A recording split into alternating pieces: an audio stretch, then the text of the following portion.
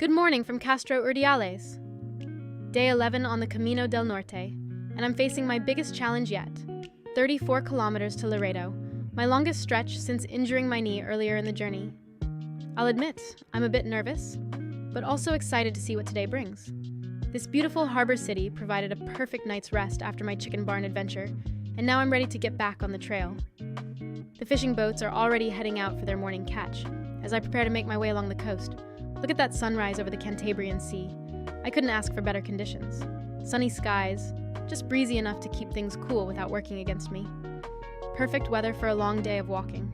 The rugged cliffs along this section of the Camino del Norte showcase some of the most spectacular coastal scenery in northern Spain. This is why I chose the northern route. These views are absolutely worth every challenging step. And there they are, the faithful yellow arrows that guide pilgrims along the way. But this one made me pause. Santiago is still 645 kilometers away. 11 days in, and I've barely made a dent in the total journey.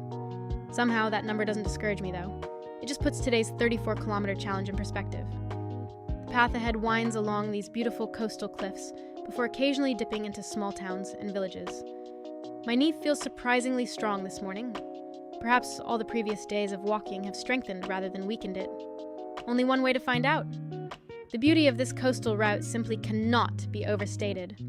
While the more popular Camino Francés draws larger crowds through its inland pathways, this northern route offers vistas that relatively few pilgrims experience. I'm feeling incredibly grateful to be among them today.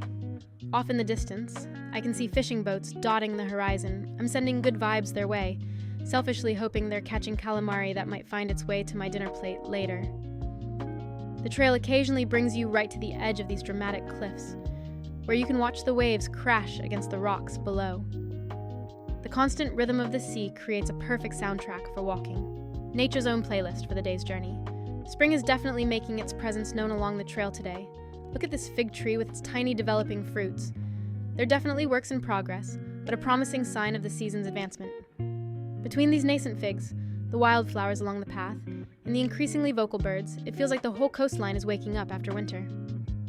After about 2 hours of walking, I've reached the small village of Islares. Time to refuel with what I call the pilgrim's perfect breakfast. The 2 C's, caffeine and carbs. This local cafe welcomes early pilgrims with fresh pastries and strong coffee, both absolutely essential for a 34-kilometer day.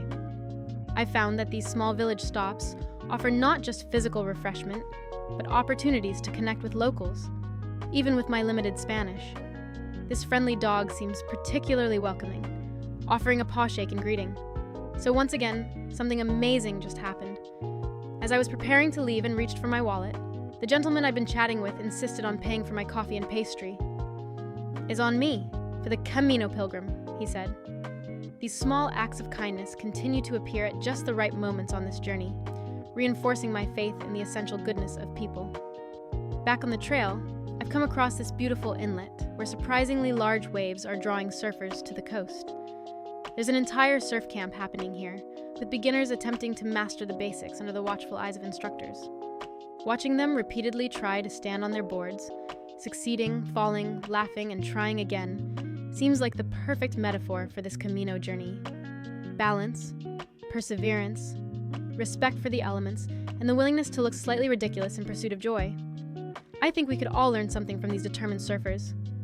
The trail has now veered inland, transitioning from dramatic coastal cliffs to these rolling green hills of the countryside.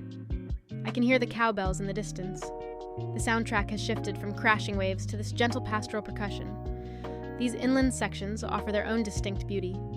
Less dramatic, perhaps, than the coastal vistas, but serene and nurturing in a different way. After hours of sea winds, there's something comforting about these sheltered country paths. I found another Camino resident who apparently expects proper greetings from passing pilgrims. This coastal cat is enjoying the sunshine and making it very clear that I should pause my journey to provide appropriate appreciation in the form of pets and attention. I'm happy to comply with local customs, especially when they involve taking a brief rest with such charming company. 17 kilometers down, 17 more to go. I noticed a small sign indicating a historical site just off the main path, and decided that a 34-kilometer day earns me the right to a small detour.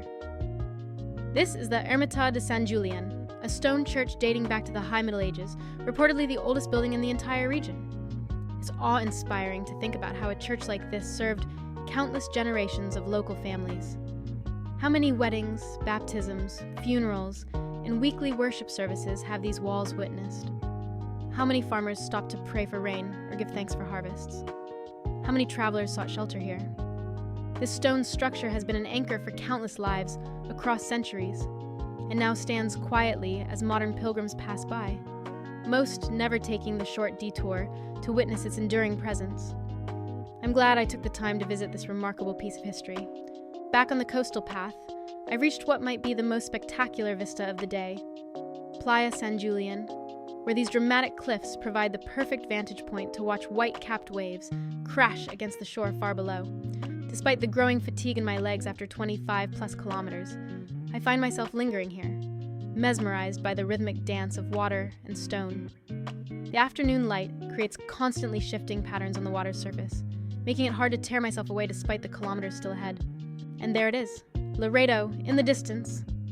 The sight of my destination, after nearly 34 kilometers of walking, brings both relief and a sense of accomplishment. My feet are definitely feeling the distance today, but my knee has held up surprisingly well. The body adapts so quickly to these challenges when given the chance. My accommodation for tonight is a beautiful monastery that offers rooms to pilgrims. After the day's long journey, these ancient stone walls are a welcome sight. They've sheltered travelers for centuries, and tonight they'll provide rest for this tired pilgrim before tomorrow's adventures. 34 kilometers down today, bringing my total journey to approximately 230 kilometers so far, with 610 still to go to Santiago. But tonight, I'm simply grateful for sturdy legs, coastal beauty, ancient churches, friendly animals, generous locals, and this remarkable path that continues to unfold in ways I never could have anticipated. For the Mindie life, this is day 11 on the Camino del Norte, where every long step is worth taking,